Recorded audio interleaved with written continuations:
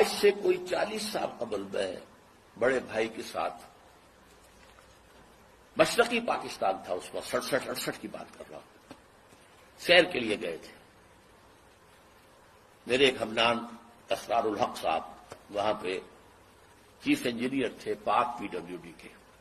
انہوں نے دعوت دی تھی، آپ میں یہاں ہوں، سیر کرا دوں. ڈھاکہ اور مختلف جگہیں، چٹاگانگ، چوٹوگرام جسے کہتے ہیں. وہاں ایک ملاقات میں اسرار الحق صاحب نے، وہ اب امریکہ جا چکے، وہیں کیا بات ہو گئی، پہنچی وہیں ایک خالد یہاں کا خبیر تھا. انہوں نے ایک جملہ کہا جس پر مجھے بہت پیش آیا تھا. جملہ سنیے: India is a very great country and Pakistan is only a nuisance to it. انگریزی دان لوگوں نے تو سمجھ لیا ہوگا. بھارت ایک بہت بڑا ملک ہے اور پاکستان اس کے لیے تھوڑی سی سرگرانی کا باعث ہے، بس. آج یہ جملہ 100% آپ کے نگاہوں کے ساتھ، اگر آنکھیں بند کیے رکھیں تو اور بات ہے، اگر حالات کے رخ کو نہ پہچاننا چاہیں تو لگے رہے اپنے دھندوں میں، کاروبار میں، اللہ اللہ خیر اللہ.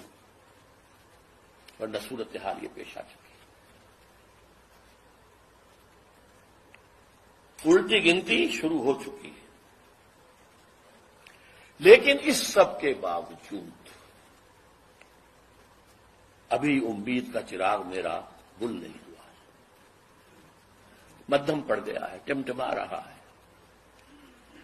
لیکن میرا ایک جو امید کا سہارا ہے وہ 400 برس کی تاریخ ہے بھارت کی، ہندوستان کی، جس کے کوئی منطقی تقاضے نظر آتے ہیں.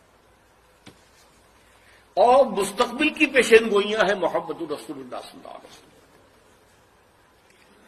تو یا ماضی میں روشنی نظر آتی ہے یا مستقبل، حال میں نہیں، کچھ نہیں. We have been cut to size. اور جو تھوڑا سا شوشہ چھوڑا ہے مشرف صاحب نے کہ میرا جو چین کا دورہ تھا وہ اسی مقصد کے لیے تھا، وہ بیلنس کرنے کے لیے گئے تھے. اول تو چین آپ کو گھاس ڈالے گا نہیں، ابھی طویل عرصے تک اس کا ارادہ کنفرنٹیشن کا ہے ہی نہیں. وہ اپنی اکانومی کو ڈیولپ کرنے میں لگا ہوا ہے.